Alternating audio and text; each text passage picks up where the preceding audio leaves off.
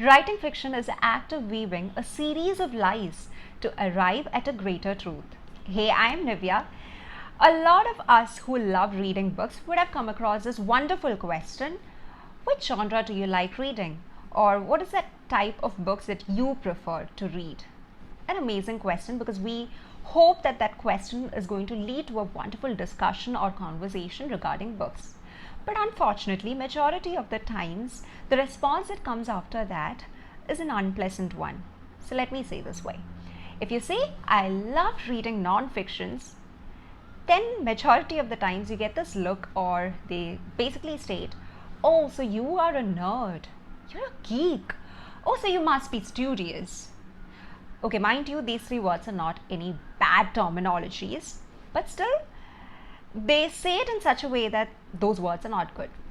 Anyways, now if you think that saying that you are a fiction lover, you're not going to get any of these looks, then you're wrong. Because I myself, say that, oh, I love reading fictions with so much of happiness, thinking that I'm going to get a good conversation in return. But you get that look as if, oh, you're reading fictions, that's such a shame. It's a waste of time. That's useless. Or let me come to the exact questions that I have come across very frequently. The first one, you still read fictions? I mean, you are in your 30s, not anymore in your teens. Grow up. The second one, you're married.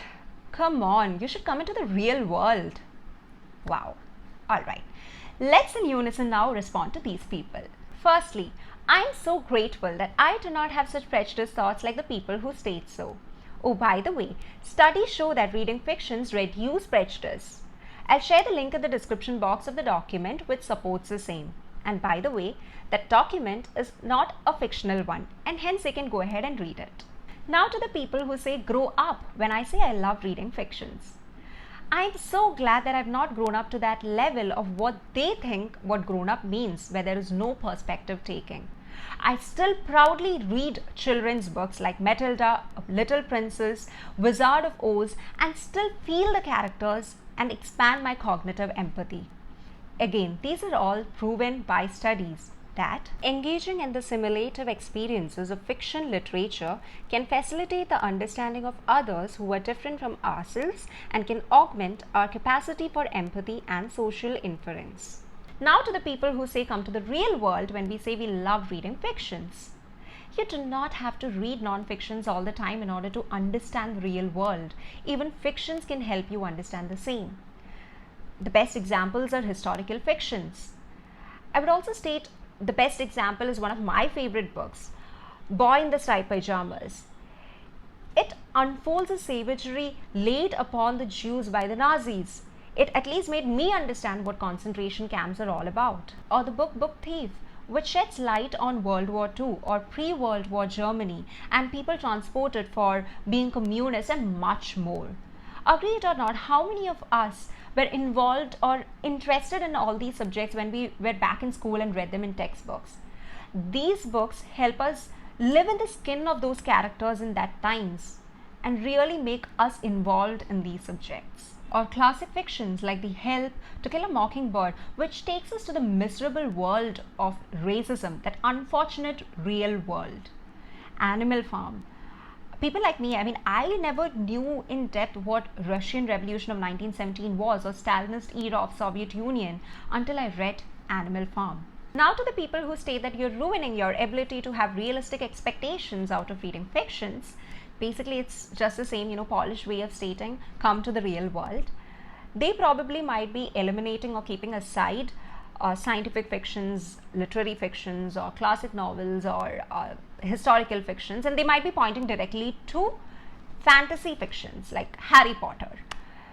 Basically, fantasy fictions help us in gaining creativity. Studies show that you develop your vocabulary skills and also develop the ability for a better imagination by reading fictions. To the set of people who think that you don't get motivation or self-help from reading fiction books, go ahead and read books like that of Catherine Centers. They help you better yourselves. They let you how to think and not what to think, and that's very important. There are certain fictions which let your brain switch from one character to another, which helps in building inclusiveness. For example, read the book Please Look After Mom. Also, there are a set of fictions that let you travel to different places and then understand the traditions and cultures there.